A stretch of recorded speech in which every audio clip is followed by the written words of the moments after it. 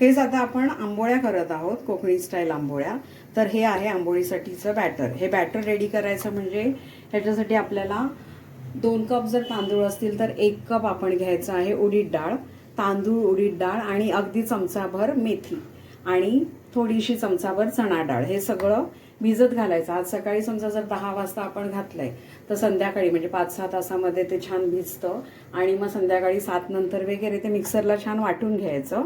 वाटून घेतल्यावर ते फर्मेंट व्हायला एका मोठ्या उंच डब्यामध्ये, म्हणजे ज्याच्यात स्पेस असेल फर्मेंट झाल्यावर फुगलेलं पीठ राहायला, असं उंच किंवा असा मोठा डबा घ्यायचा. त्याच्यात ते रेडी मिश्रण टाकायचं आणि आता नेक्स्ट डे मॉर्निंगला, तर नेक्स्ट मॉर्निंगला जेव्हा ते मिश्रण वरती आलेलं असेल तेव्हा मग ते काढून घ्यायचं आपण. तर ते हे असं मिश्रण आहे.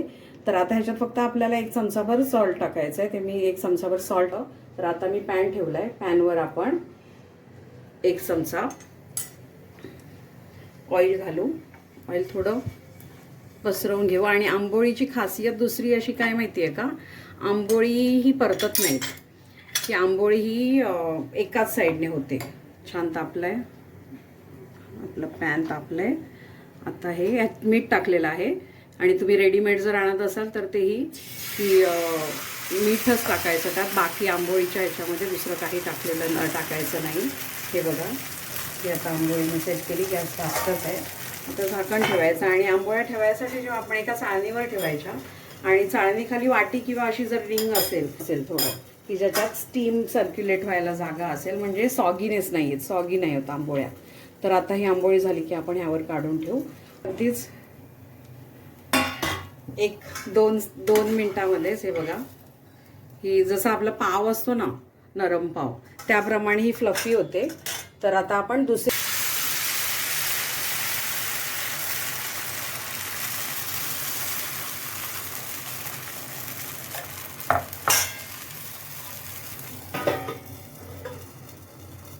गॅस असाच ठेवायचा आहे. फास्ट आहे, मीडियमवर, स्लोवर नाही ठेवायचा, कारण ती आंबोळी छान झाली पाहिजे. आता ही दुसरी पण झाल्यावर काढून घेऊ आपण. आणि आंबोळ्याची दुसरी आंबोळी ही अलगद काढायची असते.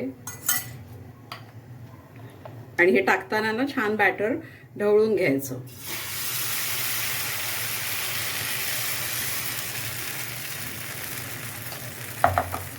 टाकायचं.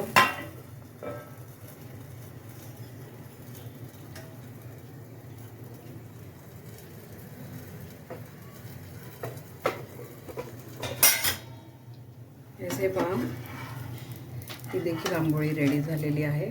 आणि तुम्ही खाली जर बघाल ना, असा तांबूस रंग यायला हवा, म्हणजे समजतं की आंबोळी छान झालेली आहे.